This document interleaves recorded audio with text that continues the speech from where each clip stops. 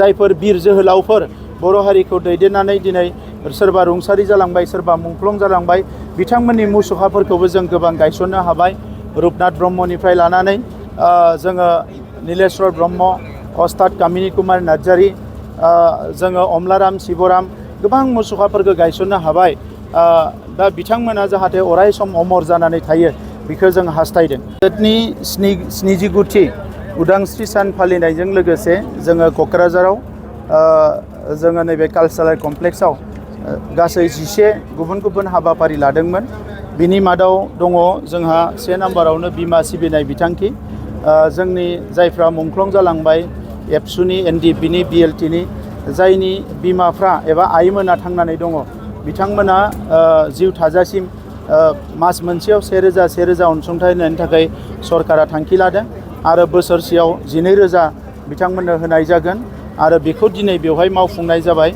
1951 मायथाइनिफ्राय 1992 मायथाइसिम जाय बिथांमोना रेडिअ' आरो टेलिभिजनाव मेथाइ खननानै मोसानानै जायफ्रानोखि जोंनि हारिनि हारिमुखौ फोथांनानै लाखिबाय बिथांमोनखौबो दिनै बेवहाय मान बावनाय जादों।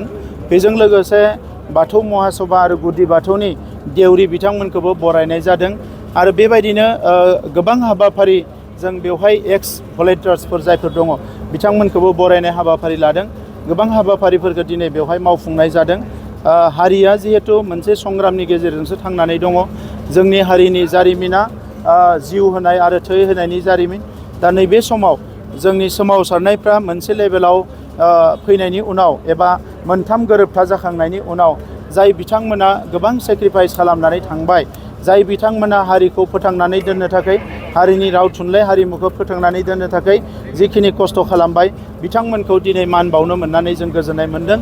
मानोना जोंहा इयुन जोलैया दिनै बेफोर जारिमिनखौ मिथिनांगोन। जोङो बयखौबो दिनै थुलुंगा होनो हानांगोन आरो दिनै नैबे समाव आं बेखौनो मख'नानै मोजां मोनदों जायफोर बीर जोहोलावफोर बर' हारिखौ दैदेननानै दिनै सोरबा रुंसारि जालांबाय सोरबा मुंख्लं जालांबाय बिथांमोननि मुसुखाफोरखौबो जों गोबां गायसननो हाबाय। रुपनाथ ब्रह्मनिफ्राय लानानै जोङो नीलेश्वर ब्रह्म, अस्ताद कामिनी कुमार नार्जारी, जोङो अमलाराम शिवराम गोबां मुसुखाफोरखौ गायसननो हाबाय। दा बिथांमोना जाहाथे अराय सम अमर जानानै थायो बेखौ जों हास्थायदों। बुहुमाव बर'फ्रा गेरेमसा हारि महरै थांना थानाया बर' हारिनि थांखिमोन।